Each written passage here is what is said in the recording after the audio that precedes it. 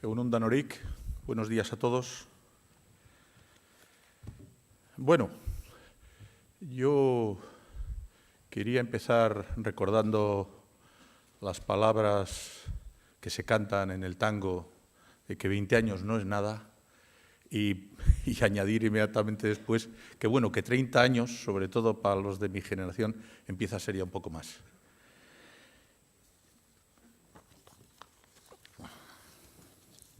Para colocar, de alguna manera, en su sitio, digamos, lo que pasó, hay que entender en qué situación estábamos.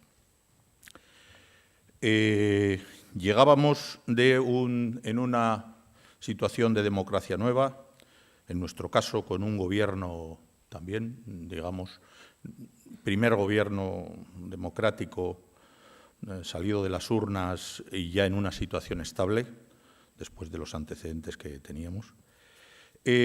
Aquí también tenemos que decir otra cosa que pasa frecuentemente cuando estamos hablando de cosas pretéritas, ¿no?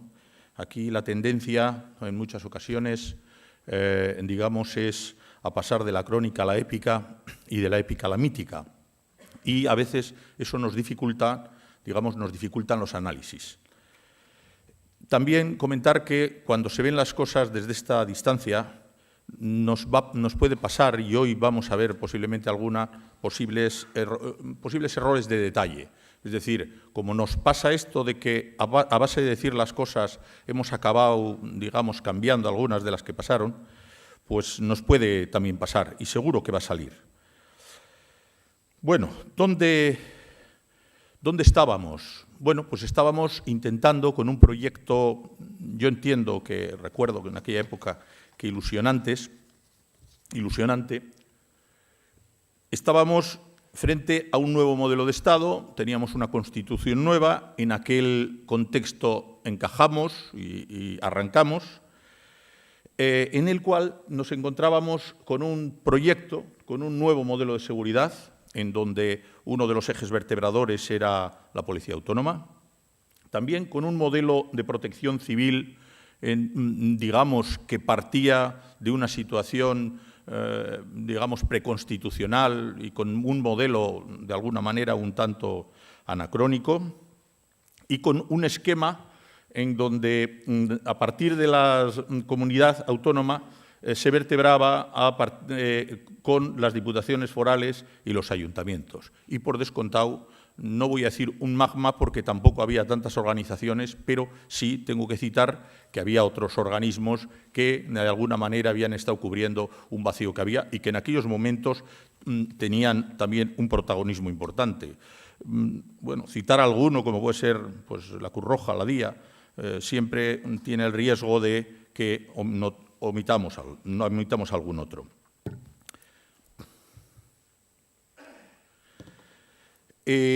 Bueno, los servicios policiales, pues, en fin, todo el tramado pues, se giraba alrededor de la Guardia Civil, la Policía Nacional y las policías locales. Ya comento que en aquel momento la Ertzaintza, que arrancaba con un despliegue en aquella época que cubría, digamos, parte del tráfico y algunos otros pequeños grupos, secciones más, pero luego tendríamos los servicios de incendios con los 3 municipales, Bilbao, Vitoria, no, 4, Bilbao, Vitoria, San Sebastián e Irún, con los forales, Vizcaya, con Guecho, San Salvador del Valle, Galdácano, etcétera. Luego en Guipúzcoa todavía no habían eclosionado el nuevo servicio, teníamos los servicios de bomberos voluntarios en Guipúzcoa y luego había otras organizaciones como que cubrían en parte servicios de emergencia, como era la Cruz Roja, la DIA, también las federaciones, recuerdo la Federación de Montaña, etcétera. El transporte sanitario de urgencia, que pivotaba fundamentalmente sobre vuelvo a decir, sobre la Cruz Roja y la DIA, digamos, empezó entonces a consolidarse en un modelo que luego ha acabado en lo que tenemos en principio ahora, y obviamente había otros servicios como eran carreteras, servicios sociales, etcétera.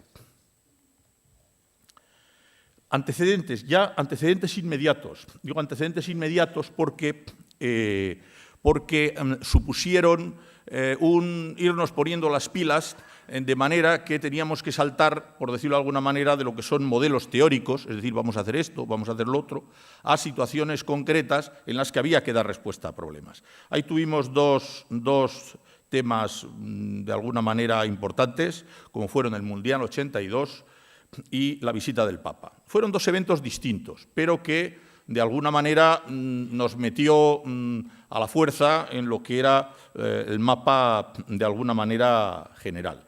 Los problemas fundamentales, entonces, para nosotros era intentar convertir lo que es un buen deseo, hablando de coordinación de servicios, convertirlo en una realidad, cosa que en algunos aspectos todavía puede estar incluso pendiente en algunos lugares, el tema fundamental de las comunicaciones. Entonces, en cuanto a antecedente, tenemos que decir que normalmente la protección civil institucionalmente parecía residenciada en los gobiernos civiles e incluso apareció entonces un teléfono de emergencias que estaba también residenciado en los gobiernos civiles, y era aquel un poco el contexto de alguna forma en que nos movíamos. También hay otra circunstancia que no la he puesto en la diapositiva, pero que también nos condicionó un poco inicialmente. Bueno, Lemoniz hoy ya es vieja historia, pero a nosotros nos marcó mucho inicialmente porque una de las primeras responsabilidades que tuvimos fue, en fin, anticiparnos, cuando digo anticiparnos, preparar lo que era el plan de emergencia de Lemoniz. Y eso, de alguna manera, nos obligó a acelerar lo que pretendíamos que fuese el modelo de protección civil y, tengo que decirlo, bueno, pues algo que de alguna manera hoy día está funcionando a partir de aquellas ideas iniciales. El planteamiento, en principio, el planteamiento teórico, por descontado, era, digamos, un sistema único de seguridad, no un sistema múltiple pivotado sobre distintos servicios, sino un sistema único que articule dichos servicios, no que pivote en función de cada cosa alrededor de uno de ellos. No, el sistema se planteaba como integral, que pueda responder a cualquier tipo de emergencia, como integrado, es decir, con recursos planificados y compatibles entre sí y con procedimientos operativos homogéneos. Lo digo porque a veces utilizamos esos términos, pero no somos conscientes de lo que hay detrás, ¿no?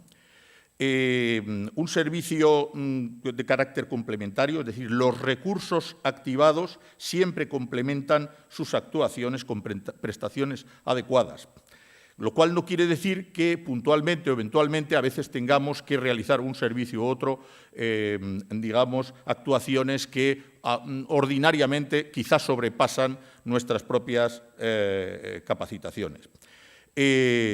Progresivo, es decir, que los recursos se activan proporcional y sucesivamente, y subsidiario, es decir, que inicialmente el que está más cerca hace la primera actuación, pero luego, digamos, va entregando los trastos a los servicios más especializados, si es necesario. A veces se resuelven las cosas, digamos, directamente.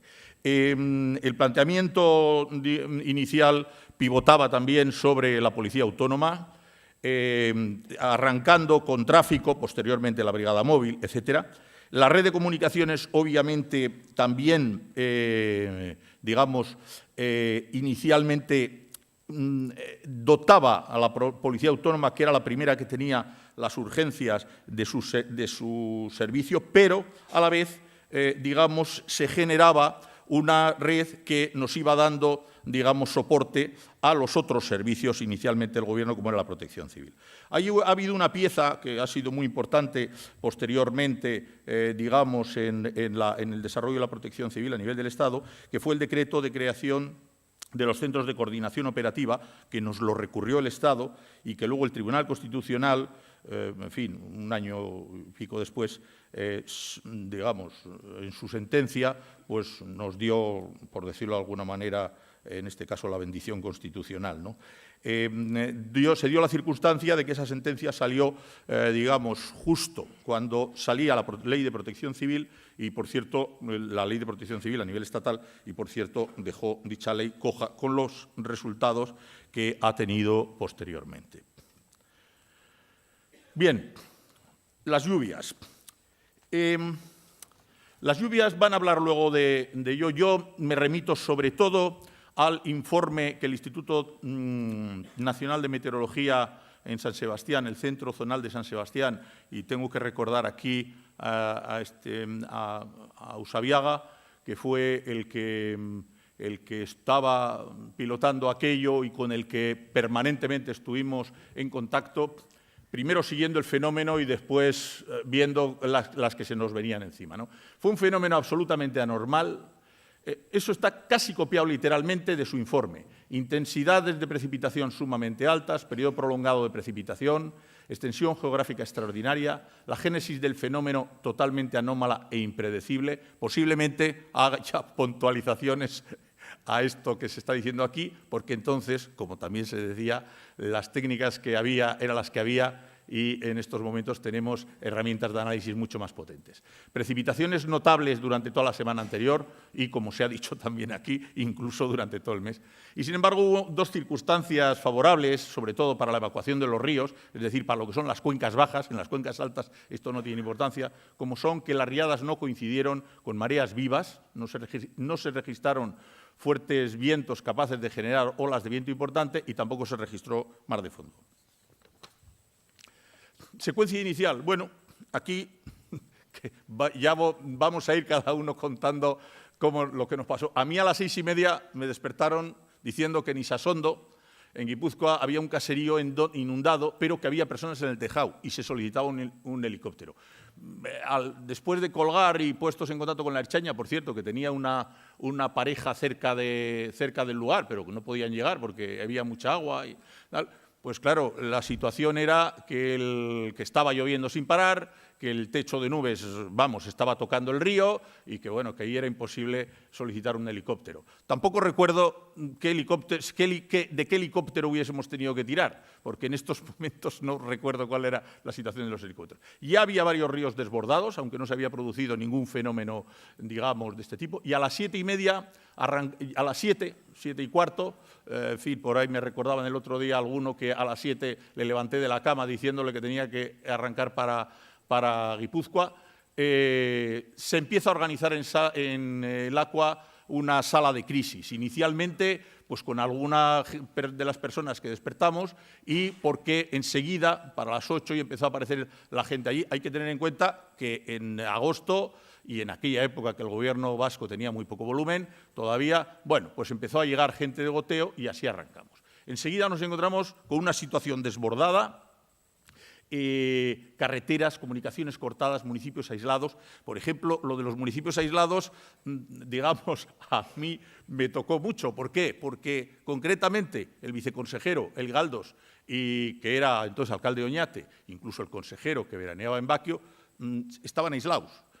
Él y además tenía su ayuntamiento también en Pantalón, pero no podían de alguna manera salir, con lo cual mis dos inmediatos responsables por encima pues no podía tampoco ni siquiera informarles porque la comunicación era inicialmente desastrosa y finalmente nula. Luego los servicios públicos estaban bajo mínimos. Quiero decir, el personal de vacaciones, hay que tener en cuenta que, por ejemplo, todas las policías locales, todos los servicios estos habían estado atendiendo a todas las fiestas locales del país, si no todas las de julio y agosto, que son unas cuantas. Entonces, estaban realmente bajo mínimos. Tengo alguna anécdota de alguien que cuando estaba pidiendo recursos dijo, no, es imposible, es tal. Luego resulta que fueron apareciendo recursos, pero de entrada, pues bueno, pues esa fue una de las notas que te planchan, ¿no? Bueno, la red de comunicaciones, la incipiente red de comunicaciones, aquí en Ganeta teníamos entonces uno de los primeros repetidores con daños importantísimos, es decir, las pocas comunicaciones que tenían hacían ñaca ñaca, la información de la situación era incompleta, aunque se percibía gravísimo, y sobre todo de los sitios que tenías noticias eran malas, y de la mayor parte no tenías noticias, con lo cual estabas, en fin, realmente apurado. En general fuimos percibiendo poco a poco, y sigo hablando de la mañana del 26, todavía no había, Bilbao no era una gran alarma, pasaban cosas en Bilbao, pero todavía no era una gran alarma, pero fuimos percibiendo que la gente se iba espabilando y había autoorganización en lo que eran los, digamos, cada zona aislada se organizaba a su aire y se iba capeando el temporal, y en este caso nunca mejor dicho. Bueno, la respuesta institucional fue, bueno, pues el Lehendakari, yo estaba en contacto permanente con Ajuria Enea, en algún momento determinado, yo creo que fue Sabin Intxaurraga, vino a Lakua y las instrucciones fueron, Guipúzcoa era la que estaba, aunque Ondarroa, digamos, Elorrio, había algunas poblaciones de la zona oriental de Vizcaya que estaban aisladas y con problemas. La verdad es que de ninguna tampoco nos llegó grandes esto. Luego tuvimos lo que tuvimos en Bermeo, pero inicialmente Bermeo no aparecía todavía a principios de la mañana de ese día. Bueno, se planteó trasladarnos a Guipúzcoa y bueno, pues enseguida nos fuimos a Guipúzcoa. Hay que recordar que la autopista estaba cortada a la altura del Goibar o algo así, había un paso muy estrecho con solo un carril que obligaba a las dos circulaciones, tal, con lo cual además se desaconsejaba al principio sin alternativas pasar por allí. Y digo sin alternativas porque es que prácticamente no las había. Luego ya empezó a aparecer un empeoramiento de la situación en Vizcaya, Valle de Ayala enseguida, Bilbao, Llodio, Miravalles, Arrigorriaga, aislados.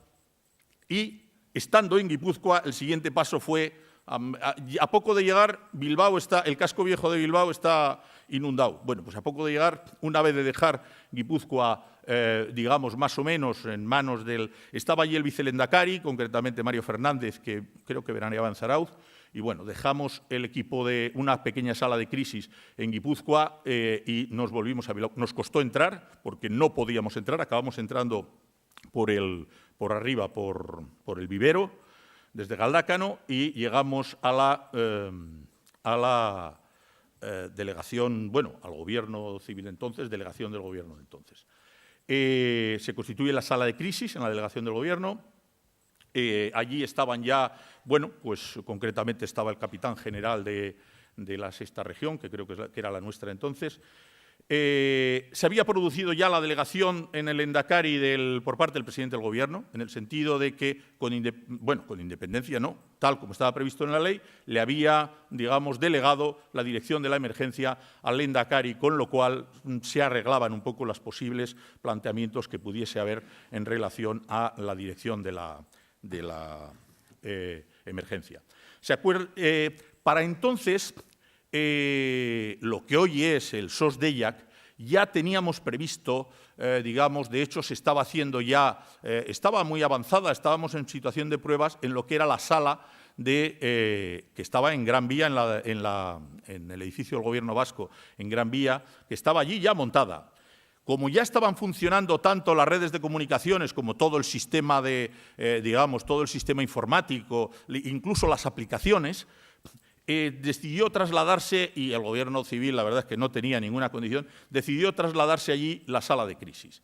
Y, de hecho, el sábado a la mañana nos trasladamos todos a primera hora, digamos, a Gran Vía. Bueno, la situación de Vizcaya en el Valle de Ayala, ¿yo qué os voy a contar aquí? Yo, digamos, a partir de ese momento del sábado estuve encerrado prácticamente los 2 primeros días allí, con lo cual hasta el tercer día no pude, que salí a dar una vuelta, no pude tocar, digamos, el agua exterior, sino que íbamos mojados, digamos, más por las noticias que por otra cosa. Bueno, pues la Peña, en fin, vuelvo a decir que no os voy a contar a vosotros qué es lo que pasó en Bilbao. Obviamente, los problemas de Bermeo, Baquio, Cortau, Oñate ya estaba, todo el cisco de Llodio, etc. La red telefónica gravemente dañada, la mayor parte de la provincia sin energía eléctrica. Yo el lunes creo que fue el primer día que fui a dormir, que dormí en casa del que entonces era consejero de ahí en Indautxu, consejero de Economía, Pedro Luis Uriarte. No, recuerdo que cuando llegamos no había luz, o sea que 2 o 3 días después todavía no había luz en Bilbao, al menos en el barrio Indautxu.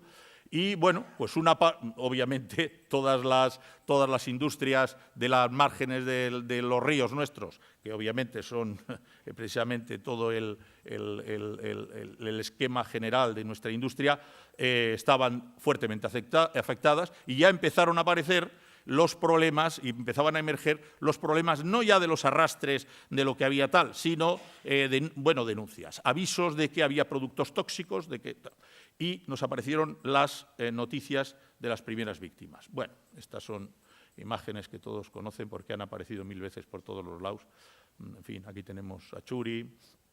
Este puente es de Baquio, precisamente uno de los que cortó una de las entradas a Baquio. Estamos en Bermeo en estos momentos. Ya digo, todas estas fotos yo creo que están vistas por todo. Ahí vemos el casino, aquí el casino, pero apuntando a de dónde llegaba el agua. Esto es Mercabilbao. Bueno, todo eso nos hace un poco idea de cómo estábamos entonces. Estábamos casi inermes, ¿no?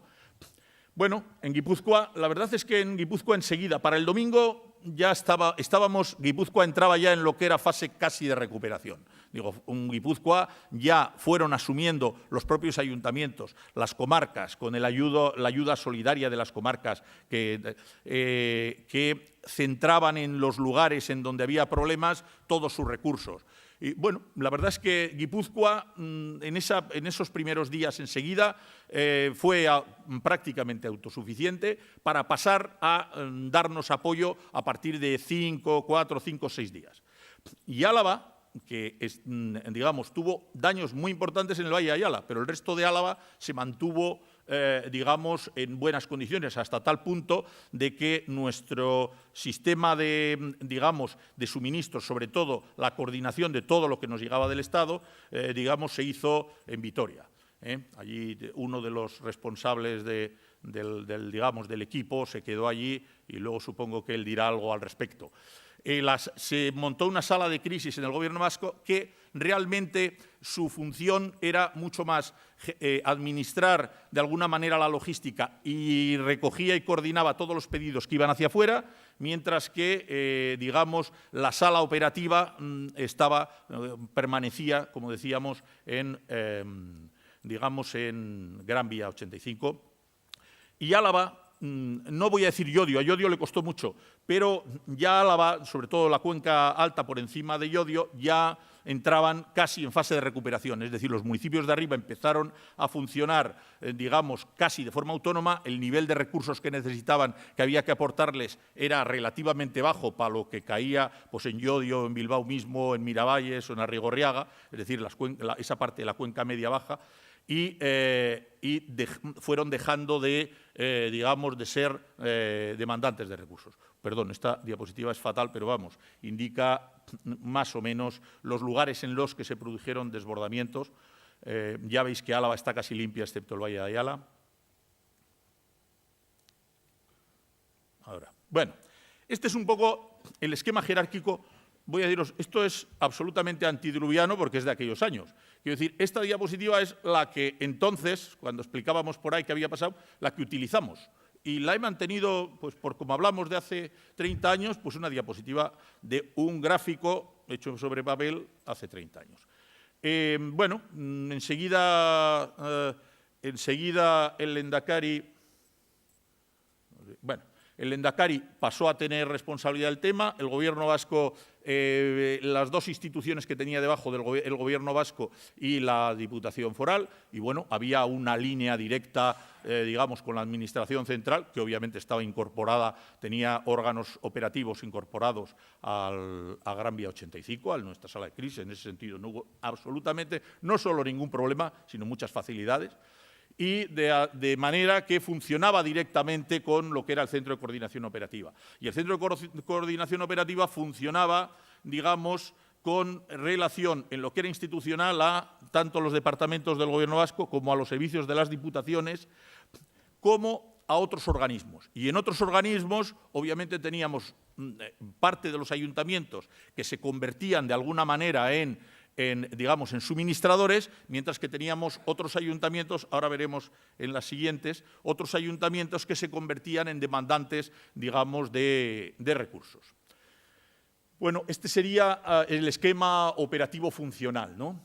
Los ayuntamientos normalmente solicitaban a través de las cabeceras de comarca los recursos que necesitaban al centro operativo y, digamos, automáticamente el centro operativo desviaba, ya fuesen a urgencias, que luego veréis en el siguiente diagrama, que obviamente ahí parece que eran varios pasos y era realmente solo uno, es decir, era pasar la llamada a los servicios de urgencia respectivos, pero luego lo que eran servicios, maquinaria, vivienda, contaminación o alimentos, albergue, etcétera, o en el caso de comercio todo el tema de abastecimientos y suministros críticos y, bueno, pues, y luego otros departamentos que, obviamente, desde cualquier ámbito se convirtieron normalmente en suministradores de recursos. Había, digamos, demandas y ofertas directas que nos llegaban de alguna manera por otras vías. A los teléfonos que se habilitaron enseguida nos iban apareciendo aparte, pero las metíamos inmediatamente en el carril.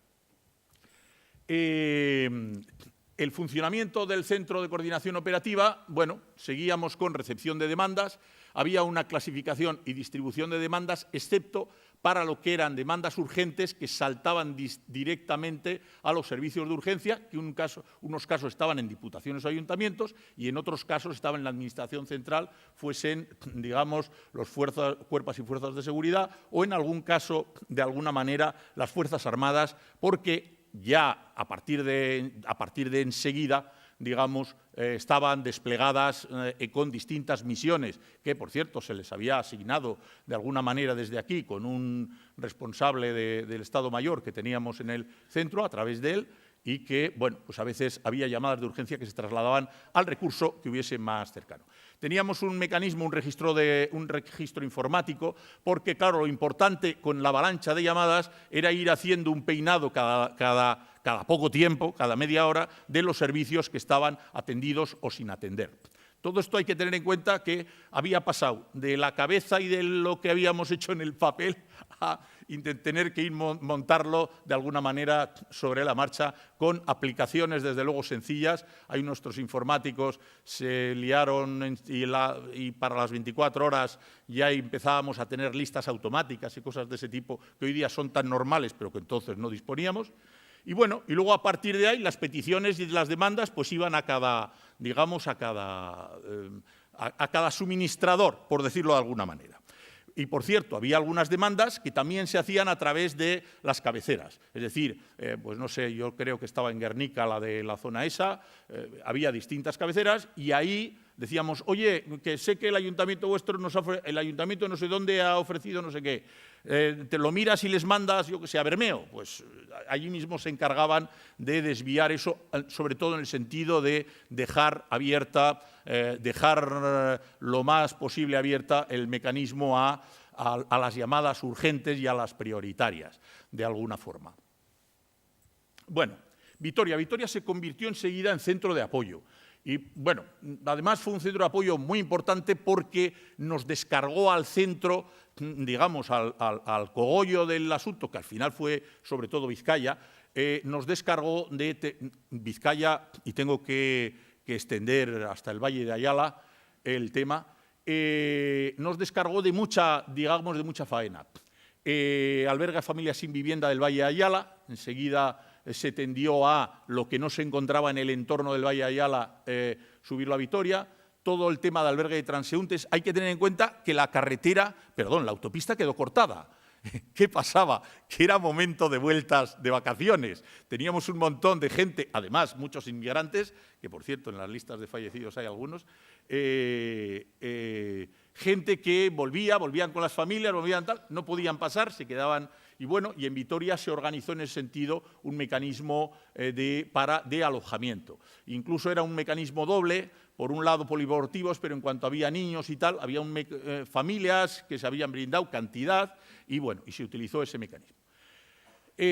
Rápidamente se montó allí un sistema, la central de recepción y clasificación de distribución de ayudas, entre otras cosas para evitar el que las ayudas, por descontado, no se pudo evitar totalmente, ahí hubo anécdotas las que queramos, ¿no? Pero para evitar que el grueso de las ayudas o que las ayudas llegasen abajo y además llegasen sin discriminación. Tanto el aeropuerto de Foronda, el Parque de Bomberos de Vitoria se convirtió de alguna manera en centro, sobre todo para las cosas de alguna manera un poco más grandes y las ligadas a medios de emergencia. El acuartelamiento de Araca, entre otras cosas, tuvo un papel muy importante porque allí utilizaron la panificadora del ayuntamiento, del acuartelamiento de Araca, además de que todos los supermercados y todos los establecimientos comerciales se ofrecieron y ahí hubo, digamos, un planteamiento generalizado de generosidad y de solidaridad, pero el hecho de que el acuartelamiento de Araca, primero con un planteamiento masivo y luego todas las puntas que había de suministros se cubrieron perfectamente desde allí. De hecho, luego tuvimos un aprovisionamiento crítico. Aquí supongo que habrá alguna referencia, he visto que había algo de sanidad. Aquí sanidad, cuando hablo de aprovisionamiento crítico, precisamente sanidad, a partir de los primeros días, tenía una relevancia singular bueno, ya estoy fuera de hora, tenía en el caso. Bueno, organización, distribución de columnas, grupos de voluntarios, hay que entender que era como una peregrinación, sobre todo a partir del segundo día. Bueno, el centro de prensa, obviamente, también lo desplazamos allí y allí se... Bueno, aquí está, yo creo que van a hablar de ello, sanidad con sus distintas, en la primera fase, la alerta hospitalaria, es decir, todo lo que eran urgencias que había. En estos casos, la verdad es que las urgencias de hospitales suelen estar vacías, porque, claro, la gente no llega. Quiero decir, los que andan mejor inicialmente suelen ser los de urgencias. Les llegan, pero poquitos. Pasa como con las nevadas, ¿no? Pero, no obstante, estaba toda en alerta, pero enseguida empezó al revés, a salir la asistencia para atender sobre el terreno las zonas críticas. Había un centro receptor y distribuidor de medicamentos y material sanitario, distribución y coordinación del voluntariado sanitario. Apareció enseguida un suministro de botiquines de urgencia para ir a los lugares críticos. Bueno, todo el tema de mensajes sanitarios a la tercera fase, control de la potabilidad del agua, control alimentario, retirada selectiva de residuos orgánicos, químicos, tóxicos, riesgo sanitario en labores de desescombro y reforzamiento de la atención primaria en centros afectados con incluso desplazamiento. Hubo muchos centros primarios afectados y entonces, digamos, se improvisaron nuevos centros provisionales pues, para atender a la población que, de alguna manera, tenía algún problema. Ahí se produjeron dos fenómenos. Uno, el que dijo, bueno, esto que tengo no es tan grave y puede esperar 2 días, y otros que se le generó un síndrome que tenían que ir rápidamente a la atención médica. Bueno, esto es Ereaga, recogida de bidones de productos tóxicos. Alguno de estos, creo que en algún caso había unos identificados y otros de por si acaso. Esta sería la cuarta fase, con la vigilancia epidemiológica, pero yo creo que hablarán de ella enseguida. Bueno, una imagen de que ha salido mucho del campamento que montó el ejército en Garellano, en lo que hoy día es el Termibús, creo que se llama, o el Bilbobús, bueno, no sé cómo se llama, creo que es el Termibús.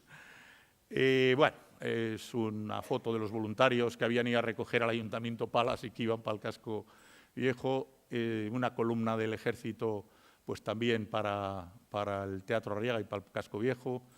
Bueno, ya se ha hablado de las cifras, 34 muertos, 5 desaparecidos, esto también, 100 municipios, 101 fueron.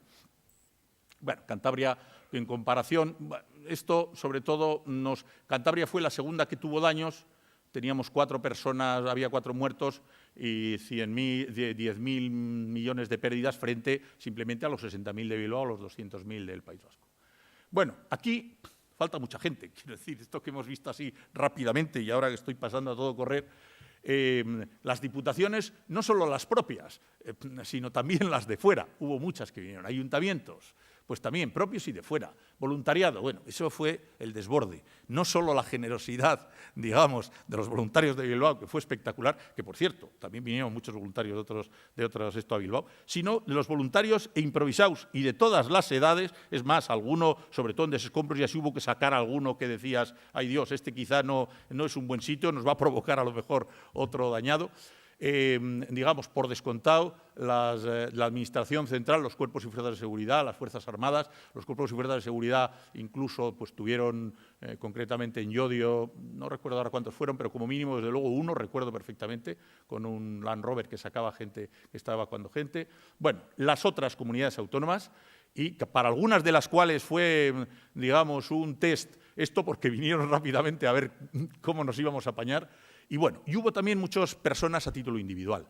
No voy a entrar en el tema porque ya estoy fuera de hora y quiero intentar no... Bueno, esto lo hemos comentado antes, consolidamos un modelo, ese modelo yo que apuntamos allí de alguna manera se consolidó. Y aquí vemos los elementos de los recursos, la red transversal de comunicaciones, la coordinación operativa. Lo que montamos fue el antecedente del SOSDEIA, que luego acabó siendo, digamos, utilizamos inicialmente, no sé si los veteranos acordaréis, el 088, pero inicialmente hasta que en el 91, en fin, la Comunidad Europea institucionó el 112 y saltamos del 088 al 112. Bueno, sos Cantabria, sos Navarra. Bueno, un modelo que era constitucional, vertebrado, interinstitucional, corresponsable, en función de competencias y recursos, flexible, adaptado a la estructura social del entorno y solidario, hacia las instituciones más necesitadas. Aquí está la bibliografía. Y bueno, yo lo que quería despedirme es que hemos avanzado, y hemos avanzado mucho desde entonces, pero todavía nos falta mucho camino por recorrer. Y yo creo que lo dejo aquí.